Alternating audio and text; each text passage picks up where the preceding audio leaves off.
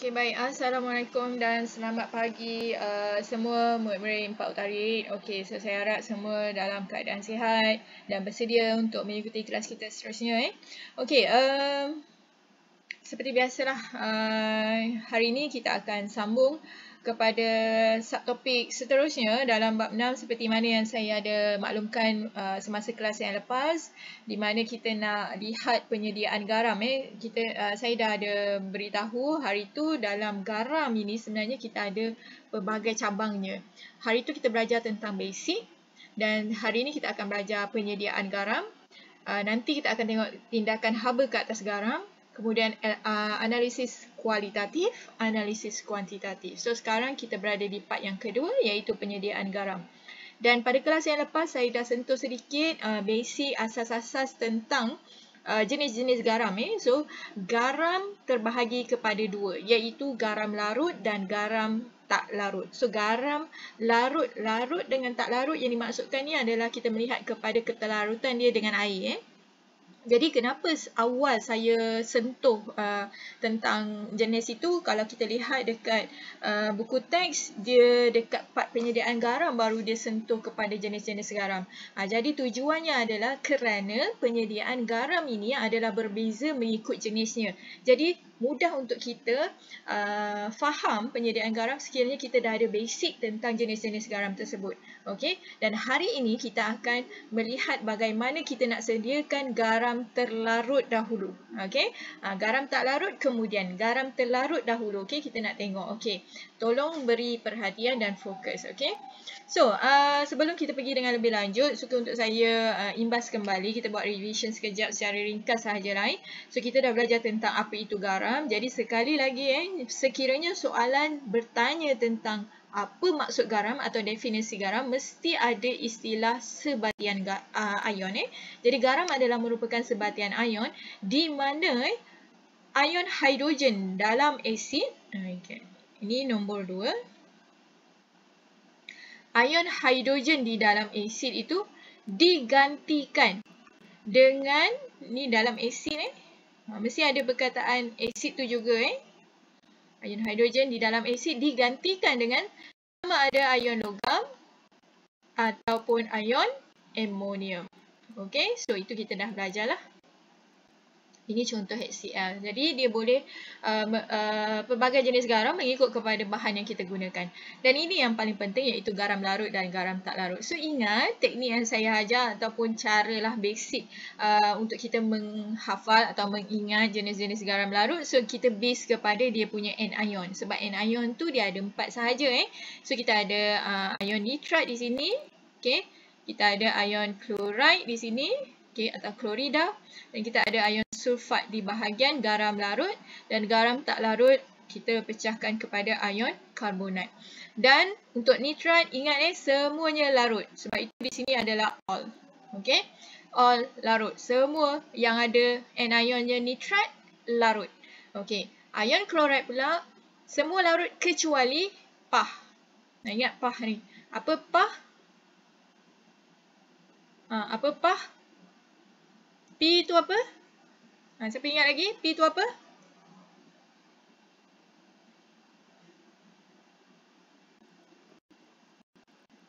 Lambam 2. Okay, good. A argentum. Betul ke A argentum?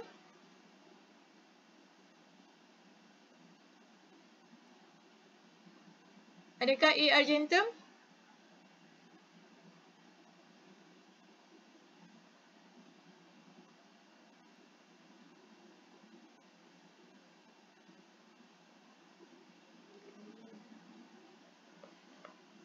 H mercury, betul? A itu argentum, betul? Yang lain setuju dengan Kunki?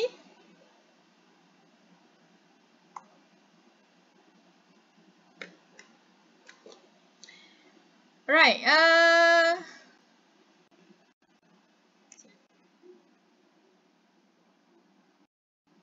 Sekejap saya punya komputer hang sekejap. Alright, betul. Dan so ingat apabila kita sentuh kepada PAH tu, okay, PAH kita ingatlah 3 itu terkecuali. Dan sulfat tu saya beri panduan, kita ingat pantai cahaya bulan. Pantai P-A-N-T-A-I, pantai cahaya bulan. Okay. So, P itu mewakili plumbum, Ca mewakili kalsium, B itu mewakili barium. So, yang disenarai di sini adalah yang tidak larut. Yang lain kalau ada anionnya chloride, ada anionnya sulfat, maka dia adalah larut. Okay, next kita pergi kepada garam tak larut iaitu garam karbonat. Garam karbonat ini semuanya tak larut kecuali anak. Okay. Saya harap awak tak keliru lah apabila kita hafal akronim. Bukan sahaja akronimnya kita hafal, kita kena ingat juga apa perwakilan yang kita gunakan untuk akronim tersebut. Contoh anak ni adalah ammonium, natrium dan kalium. Okay, so anak. So apa sahaja yang anak, dia akan larut. Okay, so itu sedikit sebanyak revision apa yang kita dah belajar dalam kelas sebelum ini. Okay, next kita pergi kepada penyediaan garam terlarut. Okey, untuk penyediaan garam terlarut seperti mana yang kita dah lihat kepada slide sebelum ini. Okey, kita fokus di bahagian sini. Okey, so next kita akan pecah pula garam larut tersebut kepada dua. Okey, so kita dah ingat dah apa dia contoh-contoh garam larut. Dan kita pecahkan garam larut kepada dua iaitu sama ada dia adalah garam yang tergolong dalam anak ataupun tidak. Okey, so anak ini dia apa itu anak? Anak tu ammonium, natrium dan kalium. Sekiranya dia terdiri daripada cation ini, ingat anak ni adalah cation kan? So dia yang menggantikan tempat ion hidrogen dalam asid tersebut.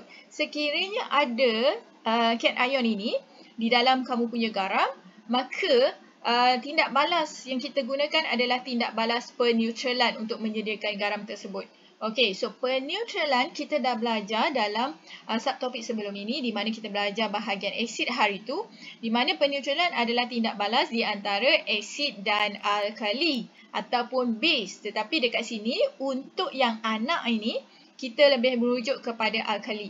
Okey, peneutralan itu bukan sahaja asid dan alkali, asid dan base juga adalah peneutralan.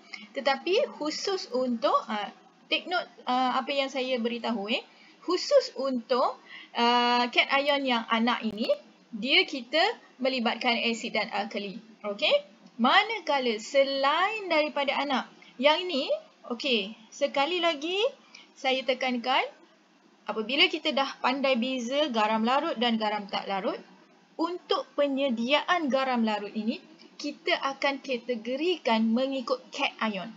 Okey, tadi, ingat yang ini tadi, kita kategorikan mengikut anion. Apabila masuk part penyediaan garam, kita akan melihat kepada cation. Alright? So, bila cationnya adalah anak, maka tindak balas yang kita lakukan adalah tindak balas peneutralan di mana dia melibatkan asid dan alkali. Okay? So, kita tahu penyediaan garam ini main bahan utamanya dia wajib ada asid. Sebab apa? Sebab dalam definisi garam itu sendiri dia adalah merupakan sebatian ion di mana ion hidrogen ion hidrogen di dalam asid digantikan dengan ion logam. So, daripada situ kita tahu main substance atau main bahan utama dalam nak menyediakan garam, asid wajib ada. Okey, asid wajib ada. Tak kisahlah dia nak menyediakan garam yang melibatkan anak ni ke tidak, asid wajib ada. Alright.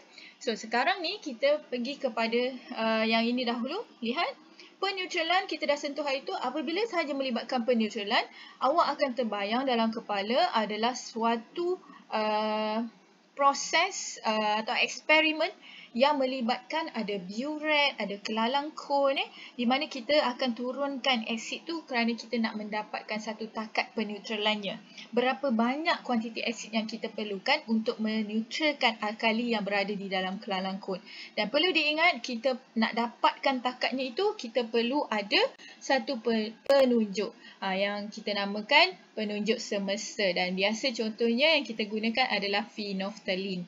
Okey, so phenolphthalein itu dalam alkali dia berwarna merah jambu, dan apabila kita neutralkan dengan asid, dia akan bertukar dari merah jambu kepada tidak berwarna. Okey, so itu tujuannya kita letakkan phenolphthalein. Okey, kemudian kita pergi secara basic dahulu, nanti kita lebih lanjut jenis tindak balas ini. Okey, kemudian kita tengok yang kedua, sekiranya dia bukan jenis anak.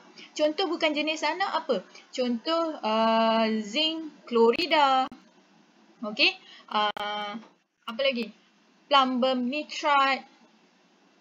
Yang mana yang larut, tetapi di mana cation-nya itu, sekejap ada kawan awak baru masuk. Okey, di mana cation-nya itu adalah bukan daripada cation yang jenis anak, tetapi dia larut. Ingat dia larut. Mesti lihat kepada dia punya anion nak tahu dia larut ke tidak. Okey, so jenis-jenis garam yang ini, kita akan ada 3 tindak balas, iaitu tindak balas antara asid. Kalau kamu perhatikan, semuanya itu mesti ada asid. Yang pertama logam reaktif. Okey. Yang kedua adalah oksida logam. Oksida logam ni dengan kata lain ni dia adalah gabungan antara logam dan oksigen, dan akan membentuk logam oksida. Ada unsur O di situ. Dan asid karbonat logam. Karbonat logam ni khususnya yang ada anion CO3 tu minus itu. Okey, so kita dah dapat sedikit gambaran bagaimana kita nak sediakan garam terlarut, dan ini adalah basic radas yang kita akan gunakan. Okey, yang ini nanti garam tak terlarut kemudian. Okey, terus sahaja kita tengok kepada penyediaan garam terlarut yang jenis anak. Anak itu apa? Amonium, natrium dan kalium. Okey, sebelum kita pergi dengan lebih lanjut, kita dah belajar peneutralan. Kita tahu tindak balas peneutralan, asid dengan base kan, asid dan base kan. Tetapi untuk peneutralan yang jenis anak ini, kita merujuk kepada alkali. So apabila kita merujuk kepada alkali, base bahan yang kita gunakan mesti ada unsur ion hidroksida dekat situ. Yang ini yang berubah, okey. Dan kita tahu dia punya hasil side sampingan dia adalah air. Okey. Dan ini adalah garam lah. Okey. Sebelum kita pergi dengan lebih lanjut, untuk mengetahui apakah bahan yang kita akan guna, sebenarnya nak menghasilkan garam ni dia adalah suatu proses teknik yang mana kita tengok secara terbalik. Contoh dalam soalan dia akan tanya kamu, okey, berikan bahan yang kita akan gunakan untuk menghasilkan contoh garam natrium klorida. Contohnya. So, kita diberi garamnya. Maka, caranya adalah di sini kita akan pecah, ceraikan dahulu garam ini. Okey, so macam ni cara dia. NaCl adalah garamnya kan. So, kita macam terbalik tau. Kita diberi dia punya bahannya dahulu. Kemudian daripada garam ini, ceraikan dia. So, apa maksud cerai? Cerai tu kita pisahkan dia. So, NaCl tu terdiri daripada ada ion Na, pisahkan dia, ada border di tengah-tengah kan? Cl. Okey? So, kita nak tahu sekarang apa bahan yang kita gunakan kan? Kebanyakan pelajar, dia tak kuasai benda ini, sebab itu dia akan rasakan bab garam ini susah sebab dia tak dapat nak predict, dia tak dapat nak anggarkan apakah bahan yang kita akan gunakan. So, first, memang kita akan diberi apa garamnya. Okey? Dan apa kita buat seterusnya adalah kita akan pecahkan garam itu kepada yang berasingan. Okey? So, kita ada Na dan Cl. So, kita tahu anion. Ini adalah anion. Ini adalah daripada asid. Okey? So, bila kita sebut asid, dia mesti ada unsur H dekat situ. So, kita just tambah H sahaja di situ. Manakala Na ini, okey, Na ini, so kalau dia adalah melibatkan suatu garam yang anak. Ni anak kan. So, dia mesti adalah daripada alkali sebab tindak balas peneutralan. So, kita tambah OH. Unsur OH itu adalah bermaksud alkali. So ini yang kita namakan sebagai tindak balas peneutralan, di mana alkali kita akan combinekan dengan asid. Okey, peneutralan. Right? So hasil sampingan ni kita tahu dia adalah akan menghasilkan air lah, H2O. Okey? So di sini penting untuk awak tahu dahulu bahan dia. Kita tahu dia punya prosedur, tapi kita tak tahu bahan pun tak guna juga. Kita nak hasilkan NaCl, tapi apa bahan yang kita nak gunakan? So kita tak akan dapat menghasilkan NaCl. Okey? So kita mesti tahu dahulu. So itu adalah salah satu caranya. Begitu juga dengan kalau dia melibatkan garam lain. So sama juga. Contoh kalau dia tanya kita, apakah bahan yang kita perlu gunakan kalau kita nak menghasilkan KCl. So sama, apa yang kita buat adalah kita akan ceraikan. So kita ada K dan juga pisahkan dengan border Cl. Okey. So anion ini akan datangnya daripada asid. Okey. So asid kita akan tambah unsur H di situ. Manakala cation ini dia akan berunsur alkali. Okey, sebab kita tahu ini adalah merupakan salah satu daripada anak. Okey. Jadi tambah saja OH dekat situ. So ini bahannya. Dan kalau kita nak completekan persamaan kimia, kita tahu site dia adalah air. Okey. Next nanti awak imbangkanlah ini saya just nak pandu awak bagaimana kita nak tahu dia punya bahan. Okey, so sekarang kita pergi kepada dia punya prosedur.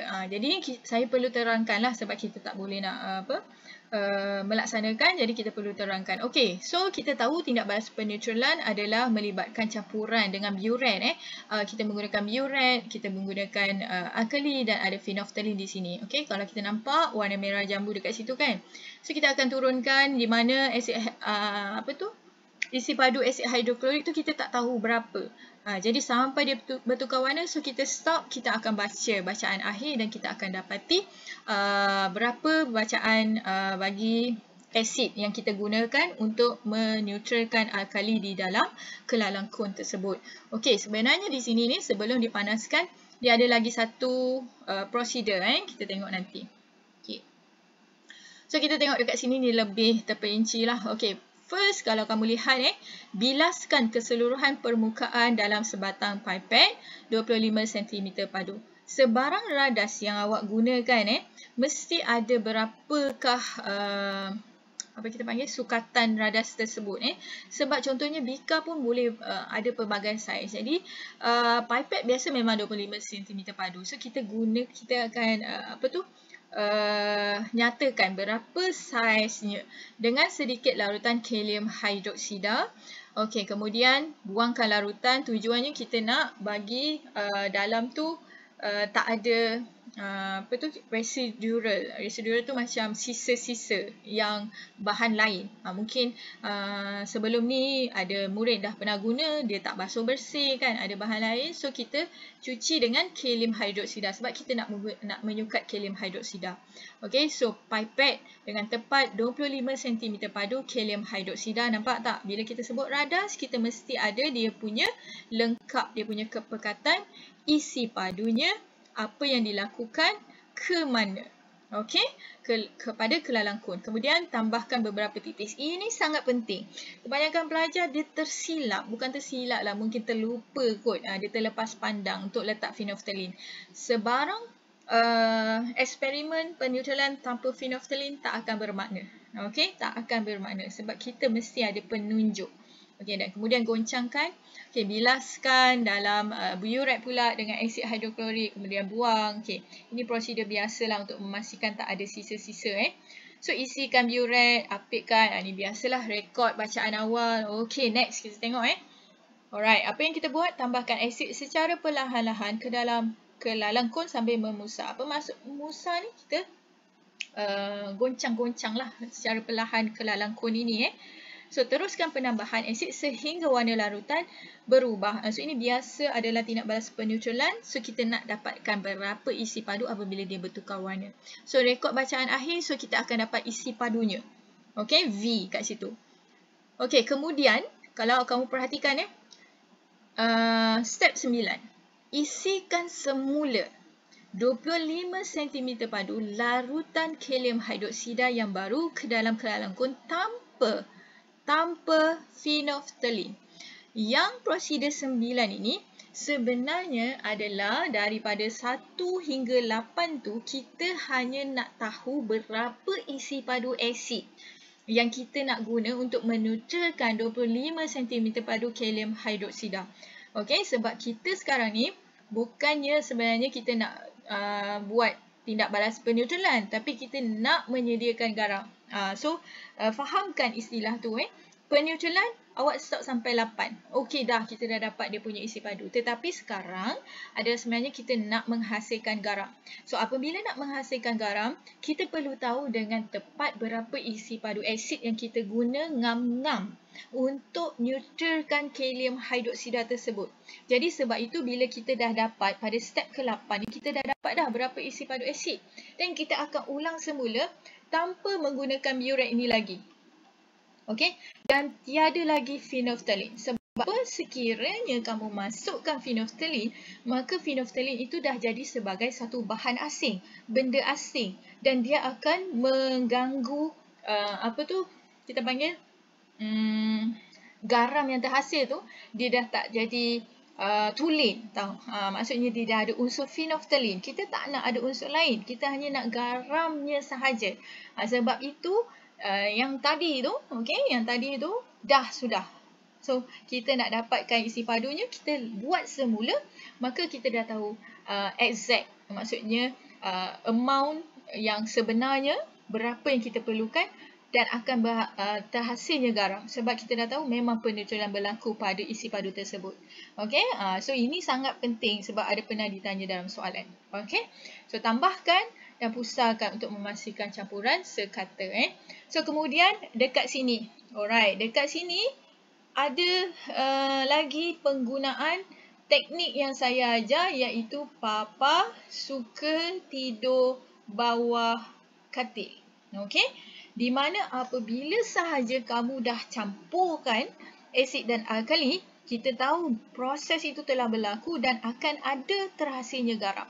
Okey, dan apabila terhasilnya garam, kita akan ambil, ni campuran tadi tu, ni larutan kalium klorida tadi, kita panaskan, papa panas, sehingga dia tepu.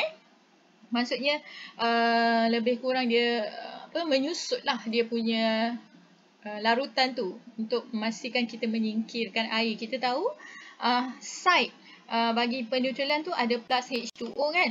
So kita nak singkirkan seberapa banyak yang boleh air tersebut. Sebab kita nak hasilkan larutan tepu, kita nak garamnya sahaja. So panaskan. Ini kena ingat, tak boleh hanya nak panas sahaja. Mesti tuliskan juga dia punya perkataan panaskan.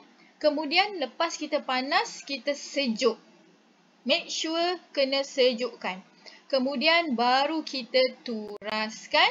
Turaskan apa? Turaskan garam yang terhasil. Kemudian bilas dan kering. Daripada sini sebenarnya, kita dah boleh pergi kepada papa suka tidur bawah katil. Awak percaya cakap saya, ini akan kita gunakan sepanjang penyediaan garam.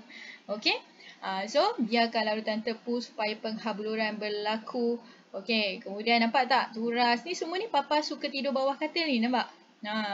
Kenapa kita kena bilas dengan air suling? Kenapa kita kena bilas dengan air suling? Kenapa nak bilas lagi dengan air suling ni? Kita ada idea.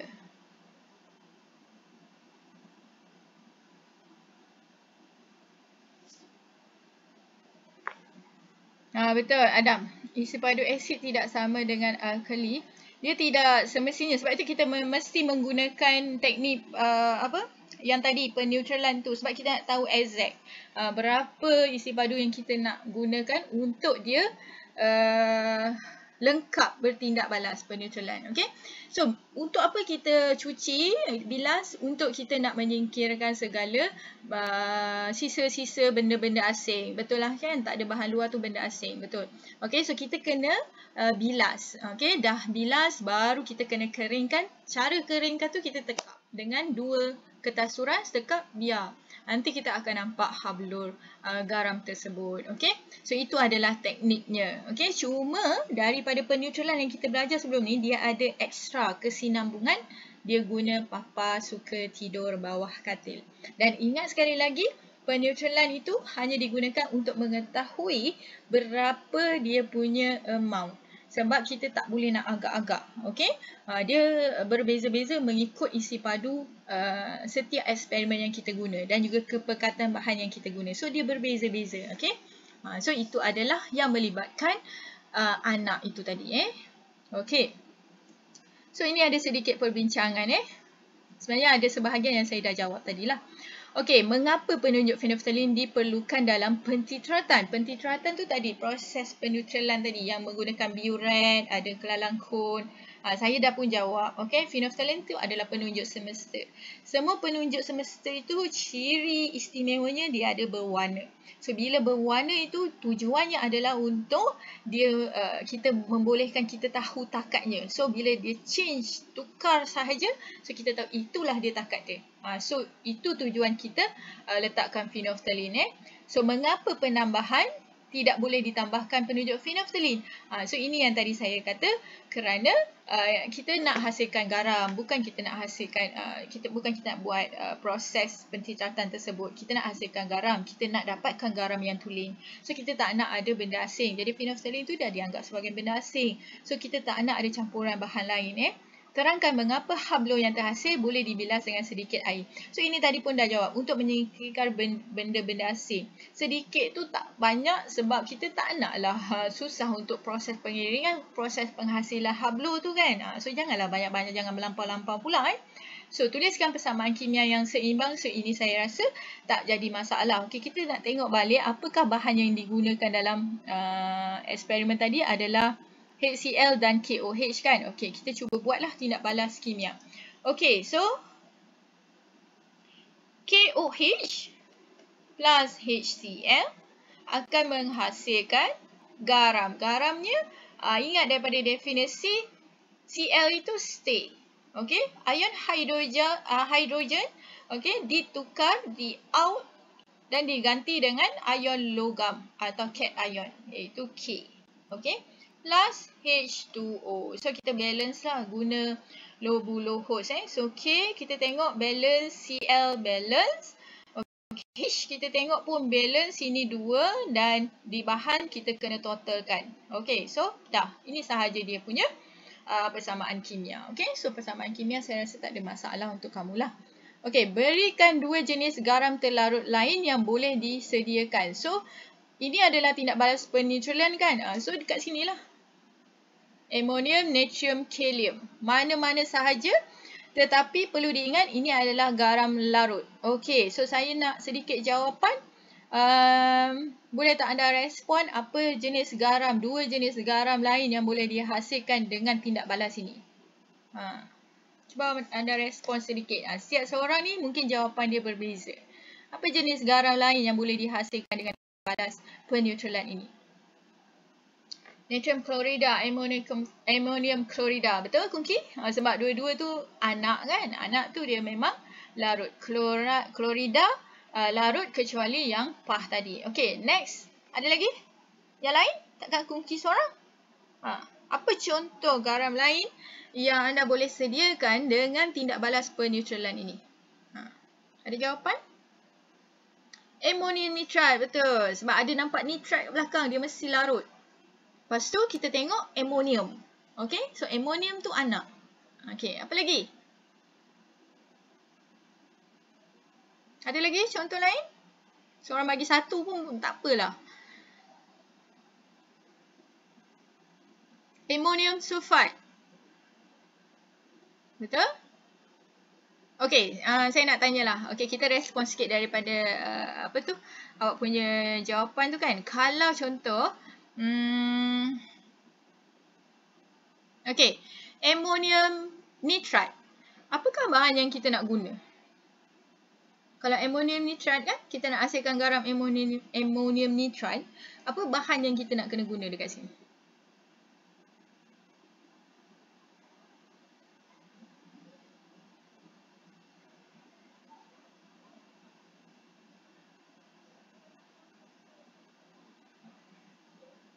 Ammonium nitrate.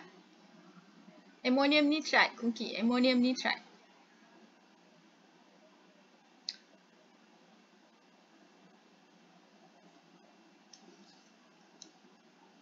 Okey, betul. Asid nitrik dan amonia. Kita base kepada dia punya jenis garam. Apakah dia garam yang kita nak hasilkan. So, kalau kita nak hasilkan ammonium nitrate. Okey. Yang di belakang ni adalah anionnya. So, ingat anion ni stay sebagai asid nitrate. Okey, so maksudnya nitrat formula dia NO3 kan. So, dia akan stay sebagai asid dan kita tambahkan H-nya. So, ini adalah asid nitrik lah. So, yang ini adalah dia punya cation. So, cation bagi ammonium, ion ammonium dia adalah daripada ammonia. Okay, so ammonia ni adalah sejenis alkali. Okay, ammonia campur asid. Ini juga adalah merupakan tindak balas peneutralan. Okay, so itu adalah perbincangan sebenarnya di dalam buku teks juga. So, kita dah menjawab lah, kita dah berbincang. Okay, kemudian kita nak tengok yang bukan pula. Okey, kalau tadi yang anak tadi dia agak macam panjang sedikit dia punya prosedurnya. Tetapi yang bukan jenis anak ni dia agak simple sedikit. Di mana kita dia punya eksperimennya tu dia lebih simple, kita hanya campur sahaja. Okey, kalau kamu perhatikan kuprum oksida. Okey, sekejap saya tengok slide dahulu. Okey. Okey. Kuprum oksida. Contoh kuprum oksida ni adalah contoh logam oksida. Tetapi dia adalah sejenis base. Okey, ni kuprum oksida dia adalah sejenis base. Okey. Tindak balas ini yang mana dia melibatkan base bila dia campur dengan asid, ini juga adalah merupakan tindak balas peneutralan. Okey. Tetapi bukan peneutralan yang jenis anak tadi. Kalau yang jenis anak tadi, dia melibatkan proses pentitratan. Tapi pentitratan tu adalah alkali plus base. Okey, saya letak dekat sini. Pentitratan apabila dia melibatkan asid dan alkali. Yang mana bahan yang kita gunakan adalah daripada yang anak tadi. Okey. Selain daripada yang anak tadi, okey, contoh kuprum, kuprum oksida. Okey, kuprum oksida, apa saja logam oksida, dia adalah merupakan base. Dan kita tahu nak menghasilkan garam, bahan wajibnya adalah asid. So, bila kita nampak base campur asid, dia juga adalah merupakan tindak balas peneutralan. Cuma dia tidak menggunakan kaedah pentitratan. Okey, pentitratan yang ada biuret, yang ada kelalangkon, ada phenolphthalein tadi. Cuma kaedah peneutralan yang melibatkan logam oksida ini, dia tidak melibatkan pentitratan. Sebab apa? Logam oksida itu adalah dalam bentuk keadaannya pepejal. Okey? So, apa yang kita buat adalah kita tambahkan kuprum oksida itu berlebihan. Ini sekali lagi nampak ada perkataan berlebihan. Tujuannya secara berlebihan supaya kita nak memastikan tindak balas itu telah lengkap. Okey, telah lengkap. Kemudian kita campurkanlah dengan bahan apa yang kita nak gunakan bergantung kepada garam apa yang awak nak hasilkan. Okey, contoh dekat sini kita nak hasilkan kuprum nitrat kan? Ini kuprum nitrat. Dalam soalan dia akan beri dahulu apa jenis garam tau. So kita dah ada kuprum nitrat dekat sini. NO3. Contoh Tadi saya ajar cara nak tentukan bahan apa yang awak guna. Awak ceraikan garam ini. So, dia terdiri daripada kuprum dan juga nitrat dekat sini kan. Okey. Tetapi perhatikan cation ini bukan daripada anak. So, bila bukan daripada anak, kemudian, take note di sini apabila dia melibatkan kuprum, mesti hati-hati. Sebab kuprum ini dia sedikit berbeza dengan logam lain. Sebab dalam siri elektrokimia, kuprum terletak di bawah hidrogen. Okay? So, dia tidak boleh berdiri sendiri. Maksudnya, kuprum ni tak boleh, nanti sekali lagi kita akan lihat tindak balas asid dengan logam sahaja. Okay? Maksudnya, kita tak boleh menggunakan pure kuprum. Kita mesti menggunakan contohnya kuprum oksida. Okay? Jadi dia mesti dalam keadaan logam oksida kuprum ni. Kerana dia terletak di bawah hidrogen. So dia tidak mampu nak mengekstrakkan hidrogen dengan nitratnya, asid nitrik. Tu kena ingat kuprum dia berbeza sedikit. So anion ni, nitrat ni, dia adalah daripada asid. So bila sebut asid, kita tambah H lah dekat situ. So dari sini kita dah tahu ini bahan pertama, ini adalah bahan yang kedua. Okay, so maksudnya di situ kita dah ada dalam kepala kita mesti menggunakan kuprum oksida dan asid nitrik. Okay, jadi sebab itu baru kita boleh teruskan dengan prosedur seterusnya. So kita nampak, oh ini adalah kuprum oksida. So kuprum oksida adalah tindak balas peneutralan tetapi dia bukan anak. So kita tak boleh guna pentitratan. So kita menggunakan teknik papa suka tidur bawah katil. Okay, so yang bukan jenis anak, dia terus bermula dengan papa suka tidur bawah katil. Panas, turas, sejuk, bilas, kering. Okey. Tapi sebelum kita panas dekat sini ni start sini panas. Okey. Kita campurkan dahulu tapi mesti kena panaskan dulu. Ni dia tak tuliskan tapi mesti asid tu dalam keadaan panas sebab barulah kita boleh melarutkan dia. Kemudian kita sejukkan sekejap, kemudian kita akan turaskan dia. So turas mesti menggunakan rot kaca sebab kita tak nak mengoyakkan kertas turas tersebut. Okey. So di sini mesti hati-hati. Okey, saya nak tanya, kenapa kita kena turas dekat sini? Maknanya kita nak hasilkan apa? Kenapa kita nak kena turas? Sedangkan kita tahu hasil campur antara kuprum oksida dengan asid nitrik memang akan dapat garam kan? Kenapa kita nak kena turas-turas? Apa benda yang akan dituraskan dekat kertas turas tu? Siapa ada jawapan?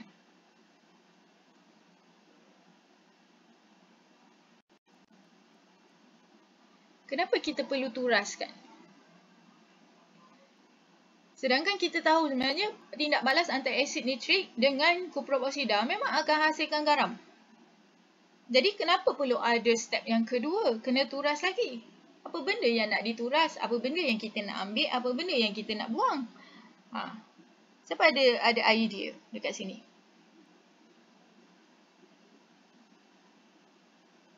Sisanya itu sisa apa? Kongki kata sisa. Sisa je tu sisa apa? Apa yang dimaksudkan dengan sisa? Okey, Syafiq kata CuO yang berlebihan. Okey, betul, tepat. Sebab bila kita sebut sisa, sisa tu boleh ada berbagai maksud. Sama ada sisa tu benda asing ke? Kan? Tapi dalam step ini, sisa yang dimaksudkan adalah kuprum oksida yang berlebihan. Kerana apa? Pada step pertama tadi, kita menggunakan kuprum oksida secara berlebihan. Sebab kita nak make sure semua telah habis bertindak balas. Jadi, mesti akan ada kuprum oksida yang tidak larut. Ingat yang tidak larut bukan bermaksud garam itu tidak larut. Tidak tau. Dia dah terlebih daripada takat sepatutnya sebab kita nak make sure. So, kita nak asingkan balik yang berlebihan. Okay. Ingat yang kuprum oksida ni dekat kertas turas ni adalah kuprum oksida yang berlebihan. Dia tidak bertindak balas, tak menghasilkan satu bahan baru. Tidak, dia masih dalam keadaan asal. Cuma dia berlebihan. Okay. So yang kita ambil di bawah. Make sure di sini pelajar selalu salah, dia ingat ambil dekat sini. Tidak, ambil yang di bawah sini. Okay. Di bikar ini. Sebab inilah dia garamnya, iaitu kuprum nitrat. Yang hasil turasan ini yang berlebihan tadi. Di sini baru kita pergi next step, papa suka tidur bawah katil. Kita panaskan sehingga dia tepu. Okey? tengoklah susunan radas ni. Saya tak bincang kalau susunan radas. Saya andaikan anda boleh nampak clear sambil kita bincang, sambil awak nampak bagaimana kita nak set up radas tersebut. Okay, so kita panaskan sehingga tepu. Dan kita akan nampak nanti ada hablur yang terbentuk. So itulah dia garamnya. Sebabnya memanglah ini adalah garam, tapi kalau kamu nampak dia dalam keadaan larutan. Sebab apabila ditindak balas asid dengan alkali, ada side dia iaitu air, H2O. So kita nak singkirkan air tersebut. Okey, sebab itu kita panaskan sampai dia tepu. Next kita akan ulang balik turas. So sekarang make sure jangan tersalah ambil. Kita ambil yang ini adalah di atas. Sebab kita nak dapatkan garam. Ini di bawah ini adalah lebihan air-air yang ada. Okey, so ingat di mana kita nak ambil. Tadi yang first ini kita ambil kat bawah. Yang lepas kita panaskan, kita akan ambil yang di atas, dekat kertas turas. Itu garamnya. Jangan pula ada pelajar bila saya buat eksperimen ni kan, dia pergi buangnya dekat atas kertas turas. Dia pergi ambil dekat bawah. Dah mana garamnya? Tak ada. Awak dah buang dah garamnya. Okay? So kita bilas sekali lagi dengan tujuan untuk menyingkirkan benda asing-benda asing. Okay? Ingat sekali lagi, nak bilas tu tak perlu banyak. Okay? So kemudian kita akan kering. Sebab kita nak dapatkan hablur garam kering. Kalau dia terlalu lembab, susah untuk kita buat proses pengeringan tersebut. Okay? So itu untuk kuprum oksida. Okay. So ini adalah sebenarnya sedikit rumusan. Kita nak simplify apa prosesnya kan. Sebenarnya selain daripada anak tadi, okey, kita boleh menggunakan logam oksida ni tadi. Okey, logam reaktif tu maksudnya logam sahaja, logam yang di atas dalam siri elektrokimia. Okey, kemudian karbonat logam. Okey. Sorry ya. Please take note dekat sini. Untuk oksida logam, selain daripada garam, okay, garam yang terhasil, ni garam, dia akan menghasilkan H2O. Okay. Manakala apabila kita tindak balaskan asid dengan logam reaktif, okay, dia akan menghasilkan garam, of course. Tetapi side dia sekarang adalah gas hidrogen. Okay. Ingat side dia tu sangat penting untuk awak menulis persamaan kimianya nanti. Manakala yang ketiga, okey, yang ketiga, selain menghasilkan garam, dia akan menghasilkan gas karbon dioksida dan juga air. Okey, so take note perkara ini. Ni satu lagi yang tadi peneutralan tu dia menghasilkan garam plus H2O. So peneutralan asid dengan alkali, asid dengan oksida logam, side dia sama, air. Tapi bila kita tindak balaskan dengan logam sahaja, side dia adalah gas hidrogen sebab dia tak ada unsur O dekat situ. So manakala karbonat logam, kenapa ada karbon dioksida? Sebab kita tahu ion karbonat CO3 2-. So di sini kita dah dapat gambaran ada gas karbon dioksida terhasil. Okay, next. Dah 9.20. Okay, yang bukan jenis anak, ini tadi kita dah bincang, so saya boleh skip yang ini. Okay, sekejap yang ni pun tadi saya dah bincang kenapa ni nak tambah secara berlimbahan dan memastikan proses itu lengkap bertindak balas. Penurasan dilakukan sebanyak 2 kali. Kenapa? Yang first tadi saya pun dah terangkan untuk menyingkirkan kuprum oksida berlebihan. Yang second tu untuk kita mendapatkan hablur garam tersebut. Okay? Yang ketiga, tulis persamaan kimia. So ini tak ada masalah lah kot, kan? Adakah tindak balas antara asid nitrik dan kuprum oksida juga suatu tindak balas peneutralan? Berikan sebab. Okey, ini sebenarnya secara tak langsung saya dah jawab tadi. Okey, sebab kuprum oksida itu adalah merupakan base. Logam oksida, okey, adalah base. Okey, so bila base dicampur dengan asid, memang dia adalah suatu tindak balas peneutralan. Cuma apabila kita melaksanakan eksperimen, kita tak jalankan kaedah pentitratan. Okey? Sebab pentitratan ni dua-dua bahannya adalah merupakan dalam keadaan cecair atau larutan. Tetapi di sini kuprum oksida, logam oksida ni dia adalah dalam keadaan pepejal.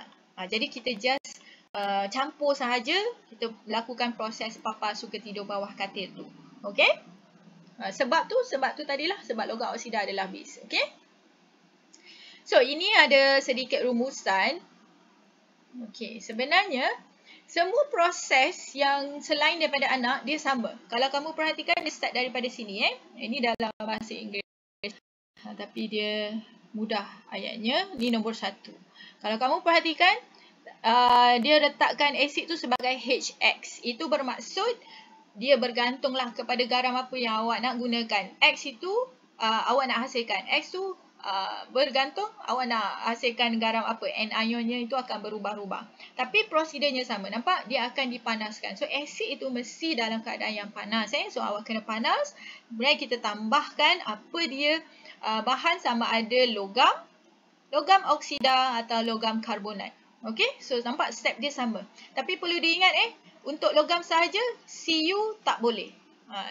Sebab dia, saya dah terangkan tadi, Cu dia kurang reaktif berbanding hidrogen. So, dia tidak dapat menyingkirkan hidrogen daripada asidnya. Dia start daripada sini, logam oksida untuk kuprum. Okey, kemudian kita turas untuk menyingkirkan, remove the excess, menyingkirkan lebihan. Kemudian kita panas sekali lagi sehingga dia tepu. Okey, kemudian kita akan turas. Papa suka, ni sejuk dulu. Sejuk. Nampak? Cool. Sejuk. Papa suka tidur. Turas. Bawah. Bilas. Kering katil. Nampak? Proses ini berulang untuk apa sahaja garam yang awak nak hasilkan, yang mana garam itu bukan jenis anak. Okey? Tak simple kan? Okey. Kat sini, sekejap kita nak cuba jawab. Okey, untuk garam yang terlarutkan melalui tindak balas asid dengan logam reaktif. Logam reaktif ni perlu ingat, Cu tak boleh, tadi saya dah kata. Adakah sebut zinc ditambah secara berlebihan? Ya. Ni ulangan sahaja. Kalau kita nampak, kalau soalan itu berulang-ulang, itu bermaksud soalan itu akan ditanya dalam peperiksaan. Sering kali ditanya. Soalan famous. Okey. Tulis persamaan kimia. Persamaan kimia ni pun saya rasa tak ada masalah. Yang ini. Nampak ni nombor 3. Sebut kuprum tidak sesuai digunakan untuk menyediakan garam kuprum sulfat dengan kaedah aktiviti ini. Aktiviti ini bermaksud aktiviti dengan logam reaktif. Maksudnya kita tak boleh menggunakan kuprum yang stand sendiri. Jadi, walaupun awak jangan terus-terus, walaupun saya ajar, okey, ni garam kuprum sulfat ni. Okey, Cikgu Hidayah ajar garam kuprum SO4.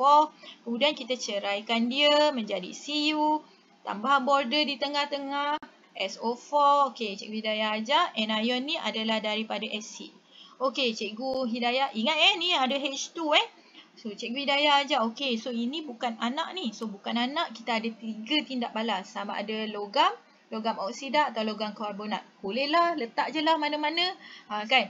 Lepas tu, ni logam kot. Tak boleh juga begitu, kita kena lihat. Kalau kuprum, dia ada pengecualian di mana dia tak boleh stand sendiri. So, kita kena letak oksida dekat situ. Kuprum oksida. Okey? So, ini bolehlah diterima. CuO. Kemudian, kamu tengoklah kalau kuprum oksida, site dia akan air H2O. So, dia tak boleh menggunakan logam reaktif. Tetapi, selain daripada itu, kamu boleh guna. Okey? Menyediakan garam melalui karbonat. Ni karbonat kan? Gas yang terhasil, CO2. Gas karbon dioksida. Okey? Kalau boleh, jangan buat dalam bentuk formula. Tulis nama. Karbon dioksida. Okey. Huraikan satu ujian kimia ke atas gas. So, gas karbon dioksida boleh diuji dengan air kapur. Air kapur. Di mana? Okey, bila nak ujian, ingat ujian awak tak boleh nak terus air kapur. Awak kena spesifikkan. Di mana? Okey, gas karbon dioksida dikumpul dan dialirkan masuk ke dalam suatu tabung uji yang berisi air kapur dan ditutup, pastikan tutup. Okey, kemudian hasilnya apa? Okey, air kapur akan berubah daripada tidak berwarna kepada menjadi keruh. Nampak? Spesifik sebab dia suruh huraikan. Okey, tak boleh awak kata, okey, guna air kapur. Tak boleh, awak tak akan dapat markah penuh. Okey. Kemudian tulis persamaan kimia yang terlibat berkaitan dengan eksperimen lah. Okey. Okey, penulinan garam. Saya rasa saya tak sempat. Boleh tak? Awak lepas ni apa?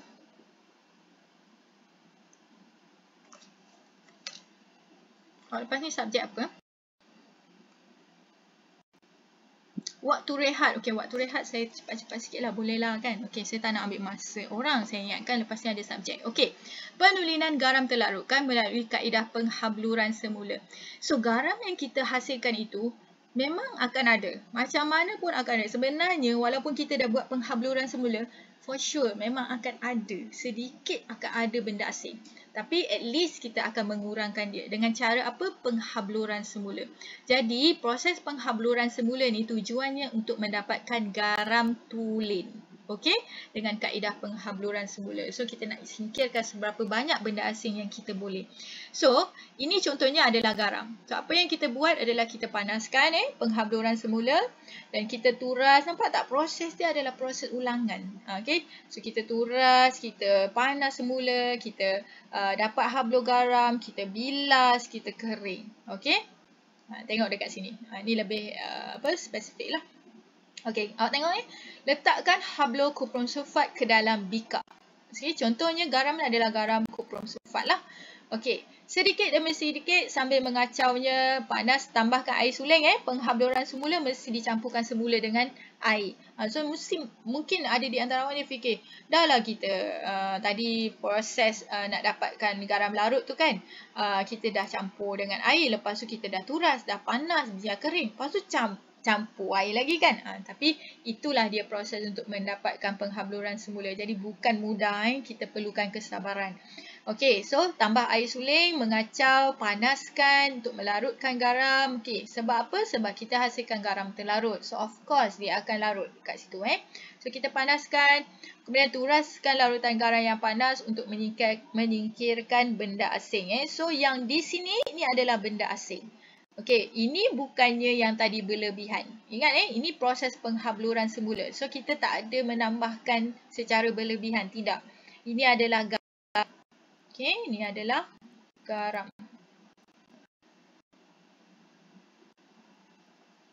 Okey.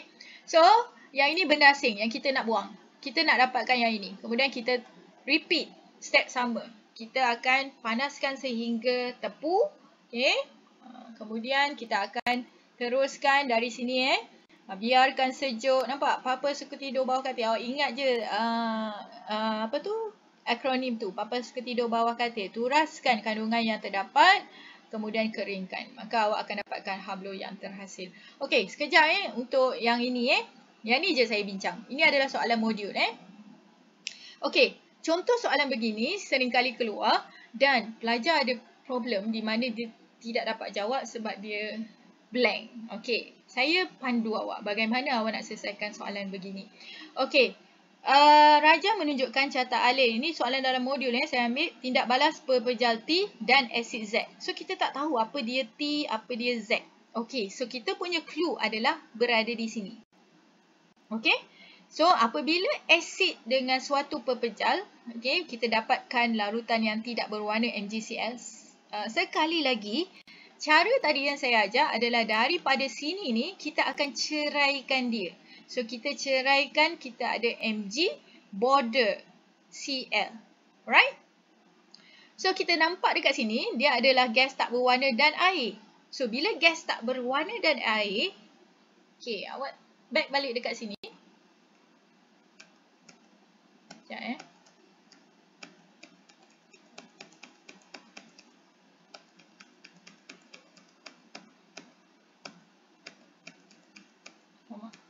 banyaklah pula.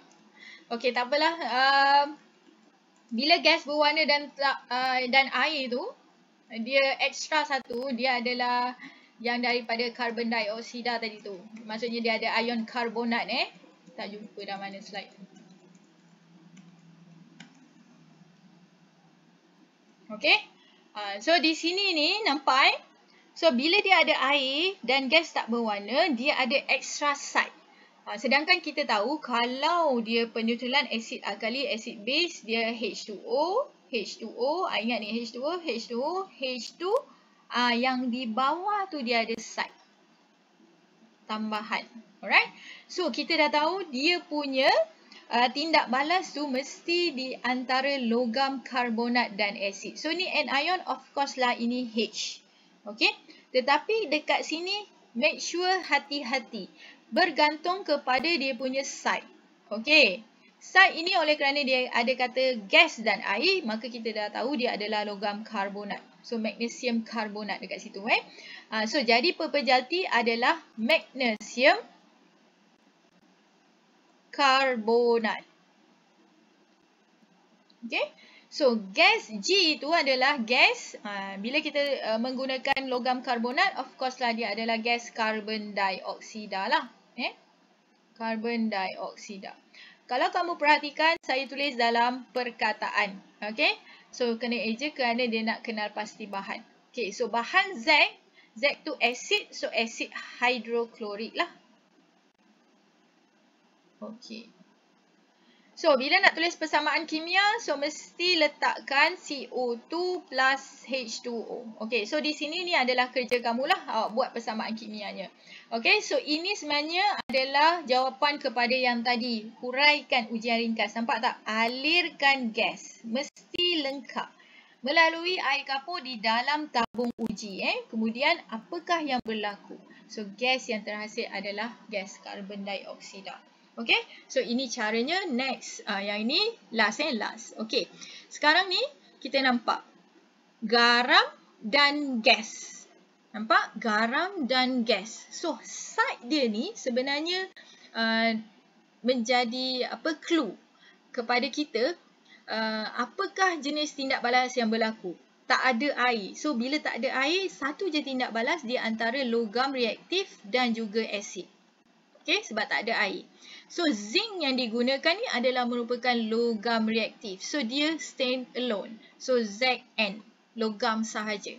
Okay, so garam T ni bergantung kepada bahan. So, bila zinc ditambah asid nitrik, formula dia adalah HNO3, maka garam yang terhasil, ingat balik definisi, garam adalah daripada asid di mana ion hidrogen akan digantikan nitrit, ion nitratnya stay, digantikan dengan Zn. Tapi perlu diingat juga formula yang betul sebab casnya berlainan. So plus H2. Alright? So ini adalah tindak balas. Nampak tak? Mudah kan kalau kamu dah boleh faham daripada awal. Pelajar dia mempunyai masalah. Kalau saya tanya 10, boleh kata 7 daripadanya. Kalau sebelum-sebelum ni lah, dia tak faham garam. Dia paling susah apa? Dia akan cakap garam. Sebab apa? Dia tak boleh faham daripada awal. Apabila kita dah faham daripada awal, basic, maka dia tak akan ada masalah untuk kamu lah.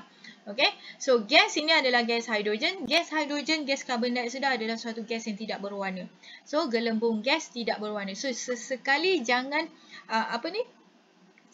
perlu diingat, apabila soalan begini, nyatakan satu pemerhatian dan kamu nampak soalan di atas, kalau dia ada tanya gas W tu gas apa, kamu dah cakap dia adalah gas hidrogen. Kalau kamu jawab sini, gas hidrogen dihasilkan, boleh diterima. Tetapi sekiranya soalan ini tiada, okey, tapi kamu cakap gas hidrogen dihasilkan, maka jawapan kamu salah. Nak selamat, hanya tulis gelembung gas tak berwarna sahaja yang terbebas. Okey, persamaan kimia yang ini awak hanya perlu balancekan dia. Okey? So itu adalah sedikit daripada modul lah. Okey.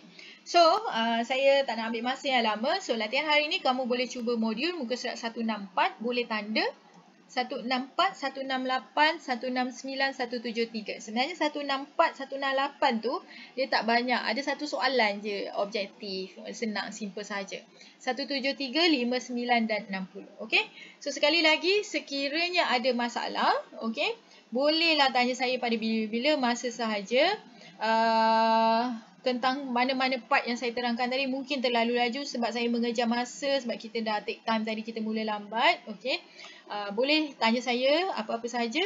Dan saya rasa itu sahaja kelas kita hari ini. Terima kasih semua.